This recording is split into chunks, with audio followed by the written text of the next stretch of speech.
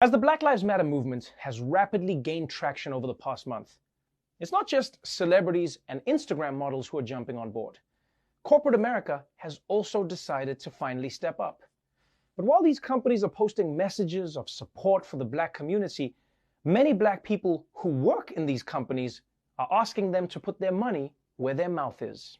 Big name corporations sharing messages of solidarity, but many are calling on them to practice what they preach. Employees at places like Estee Lauder and Adidas speaking out against a lack of diversity and equality in their workplaces, despite public messages of support from the company's CEOs. In a video, Nike said, "Don't pretend there's not a problem in America." Critics point out that all of Nike's executives are white. You cannot say Black Lives Matter publicly when you don't show us Black Lives Matter within your own homes and within your organizations.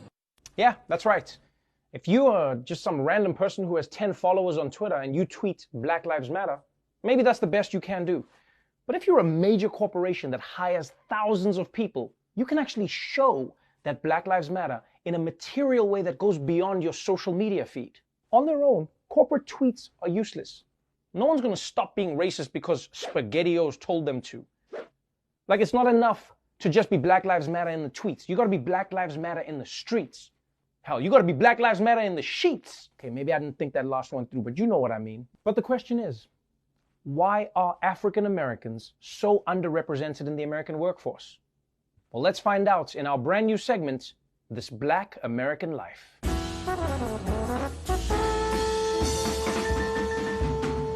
Why aren't more African Americans hired in American companies? Is it because they're lazy? Is it because they're uneducated? Or is it because offices are just way too cold? Well, despite what your racist uncle might post on Facebook, the truth is, for many Black Americans, getting a job is almost impossible.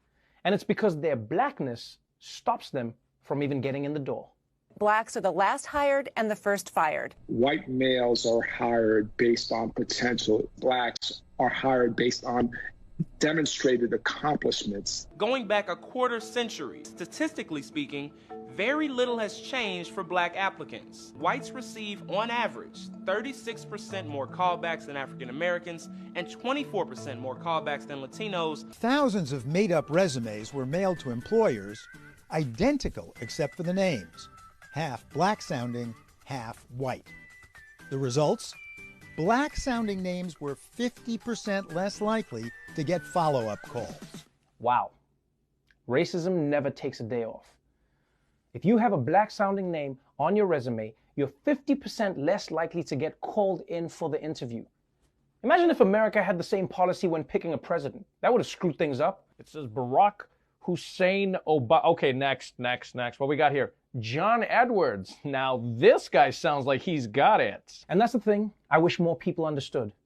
Black people are asking for equality, not charity. They're not asking people to hire Black people just because they're Black. They're asking companies to stop not hiring Black people just because they're Black.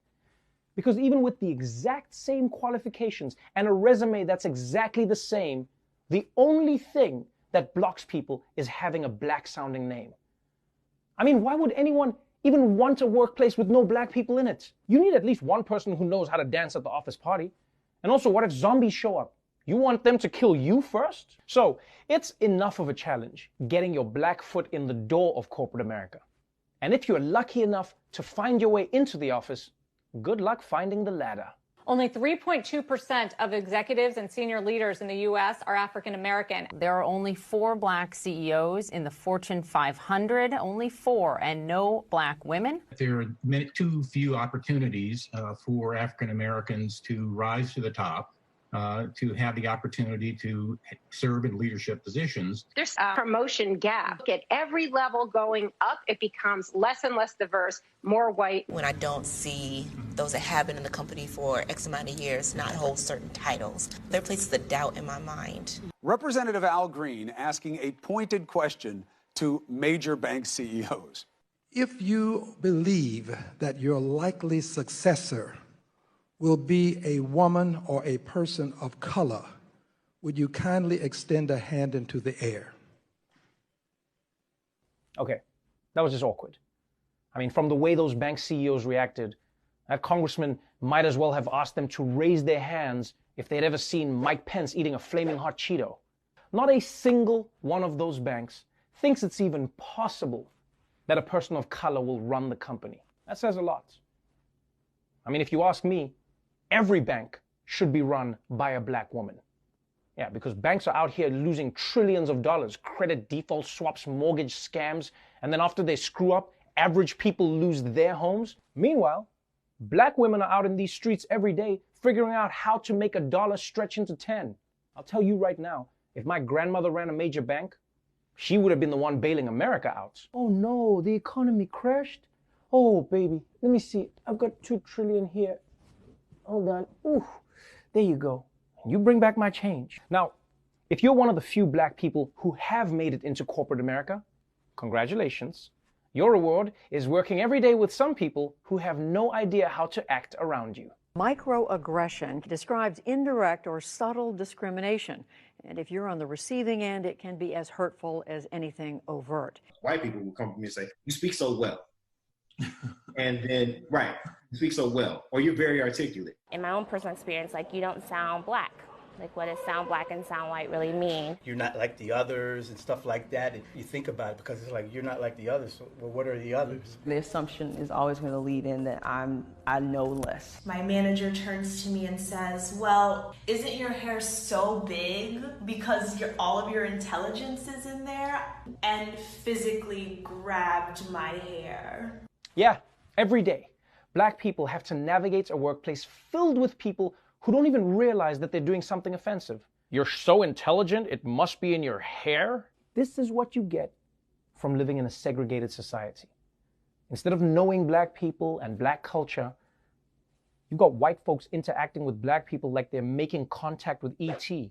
Hello, my friend.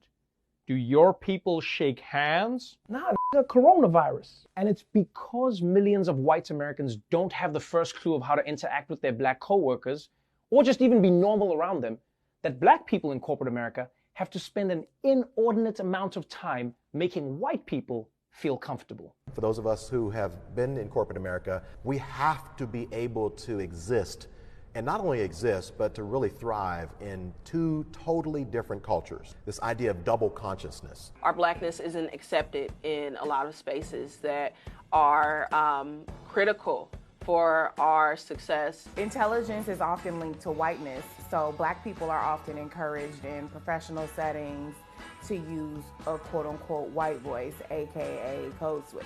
I turn it on. I have to be my best unauthentic self in order for me to relate to my white peers. And I have to make sure that I can talk about subjects that relate to your lifestyle that have absolutely nothing to do with mine. I speak 2 languages. I speak English and I speak white. Because a lot of what we do are the things to make white people feel more comfortable around us. Yeah. So many people take for granted that black people in the office are not just focusing on their job.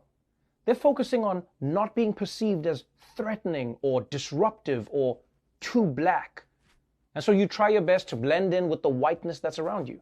Like, that's not something that white people ever have to worry about. I mean, white kids don't even code switch when they talk to their parents. What up, dude? Yeah, I'm crushing it on Call of Duty. Yeah, okay, hold on, my mom's calling me.